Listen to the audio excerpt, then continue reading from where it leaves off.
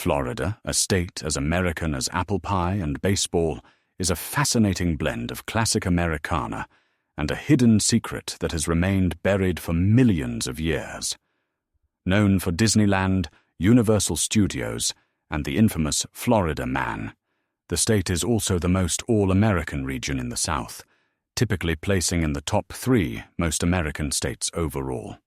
However, beneath its bravado, classic wildlife, and patriotism lies a surprising truth. Florida is not originally American. The state's secret lies in the Florida Block, a geographical block that starts 1.2 kilometers below the surface and extends all the way down to the bottom of Earth's crust, while the rest of Florida lies on top of it. Scientists have long believed that Florida was like any other southern state, being a stable extension of Laurentia, an ancient North American piece of crust that's been around for 500 million years.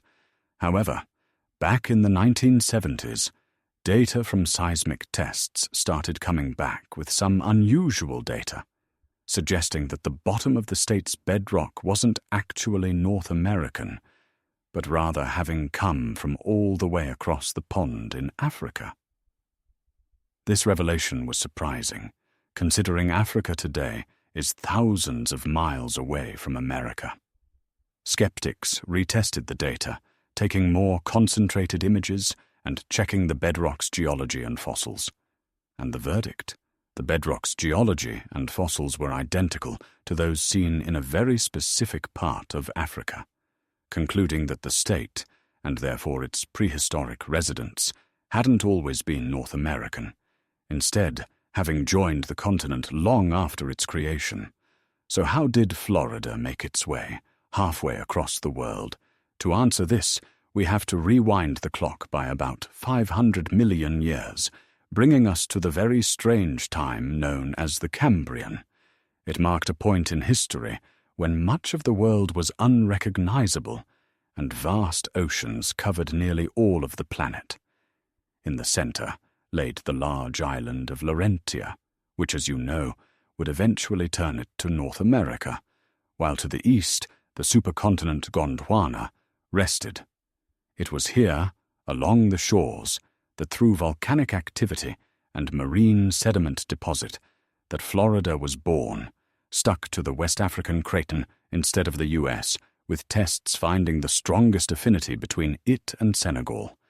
Even beyond geography, Florida was still nothing like it is today. No Miami beaches, no Everglades, no Florida Man, nada. And was actually the very anti-human in general, with a climate being somehow hotter than today, and the air less breathable, thanks to lower oxygen levels.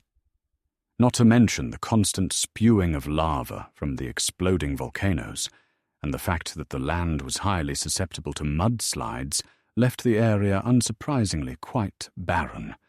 However, you wouldn't have to worry about any of this, as Florida was actually completely submerged, and therefore no land animals. The things were still vibrant underwater, you could say, with a myriad of strange mollusks, arthropods, jellyfish and trilobites calling the region home, and they would do so for millions of years, seeing that Florida was securely fast into Africa and going nowhere, at least for quite some time. The Florida block remained surprisingly unchanged over the next couple geological periods, Thorovician and Silurian, with the only big change being that, during the former, Florida, like the rest of the world, endured a super ice age that screwed over nearly all life. So there is that. And while animals had taken a major beating during this event, life as a whole still developed, with placoderms, acanthodians, and cartilage in his fish, all having emerged during this time. While in general, the world also received its oldest known land animals, potentially Campercaris and Numa desmus, both of which were small millipedes, who, as you know, despite being the first animals on land, are still represented even today, including, of course, in Florida. However, these little guys definitely were not chilling in Florida. seeing that it remained snugly underwater. But interesting things were in fact happening, just not so much in the animal apartment, but rather the tectonic one. For it was during the Silurian that it truly began its journey towards becoming a part in North America. Now any map of the world at the time would seem to suggest that all land on Earth was trying its best to quarantine from one another. And yet, unbeknownst the most, it was then that the tectonic plates started moving in directions that slowly but surely started pulling everything together. This became much more evident by the Devonian period, with most map models indicating a more cramped world, with even imminent collision on the horizon, just not right at the moment. After all, two ancient oceans existed, which were standing in the way of unity, these being the Paletethys, and more importantly, the Rheoc Ocean. But there was no denying that it was shrinking and that things were ramping up fast. During the Devonian, placoderms of all sizes, shapes, and more importantly diets were likely reigning supreme, and based off of fossils found in Morocco, which was a part of the West African Crate Inn as well, specific animals may have included members that Dunkley Osteoidea, while various sea scorpions are present too. Additionally, the area, given its depth, was likely home to expansive and alien-like reefs, which did harbour some animals that were safer for human-sized creatures, such as condors, 5 alves, 2 black worms, and other fish. And though there was no dry land, if you were on a boat and made your way towards a shoreline, then it would be possible that in the distance you could make out along that shore Earth's very first trees and forests. Albeit like the animals, you might mistake the shore for that of an alien planet. Seeing that Devonian plants were a bit odd, as the Devonian continued, you might have ended up spotting some more animals on land if you had really powerful binoculars. With the greening of the surface, led to new environments, and then increase in scorpions, spiders, and wingless insects, while the tetrapotomorpha were also undergoing diversification.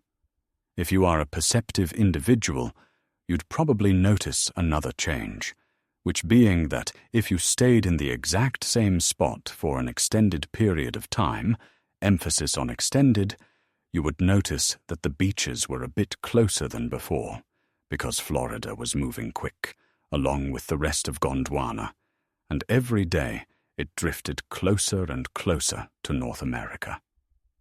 Until it happened. Collision. There's a lot of discourse about when exactly the two met, but recently many believe it to have occurred during the Carboniferous, when Gondwana and Laurasia, the latter being the continent to which North America belonged to, smashed into one another and thus fusing together, and finally bringing Florida into contact with its future home. And it wasn't just Florida that was being smushed into new places. Instead, the entire planet. With this collision I'm referring to, it actually caused the formation, but the most famous supercontinent of all time, Pangaea. It was in this collision the Florida possibly saw land for the first time too, seeing that it ended up being situated in the interior of Pangaea. However, due to its low-lying nature and the higher water levels of the time, some believe it remained a shallow, warm sea. But whatever the case, you wouldn't want to be an animal in the area, as Florida was way too close to all the tectonic action for comfort. Specifically, it was near an area of intense mountain building that eventually gave way to the central Pangaean Mountains, a vast mountain range that stretched across the entire midsection of the continent. It can still be visited today through its remnants, which include the Scottish Highlands, the Appalachian Mountains, and the Atlas Mountains. So yeah, pretty big. And therefore, earthquakes' symbolic kinetic activity were likely common occurrences in whatever was Florida. And even if you arrived on a chill day, there's a good chance that a life you would encounter would ruin your day regardless. So if you wanted to take a trip to the touted most magical place on Earth, or real-life Diagon Alley, you better start saving. Thankfully, though, we do have things like Coupert, which makes this a tad bit easier. And how, you may ask? Well, here's how. Basically, Coupert is a completely free browser extension that automatically finds and applies the best coupon codes, requiring no effort on your part. And the cherry on top, it's got you covered at over 200,000 stores. And it's also really easy to use. I mean, I was able to use it, which proved this point. And it works like this. First, you install the extension, and then, well, actually, that's it. Because of that point, you're already ready to go. And when you end up making a purchase, Coupert will automatically pop up test codes, and then apply the best one for the most savings for you. And before you ask, yes, customers like Coupert much more than other big names in the coupon game. And they also offer support for Chrome, Edge, Opera, Firefox, and Safari. And right now, over 8 million people are using it. So maybe you want to check it out too. And now, back to the video.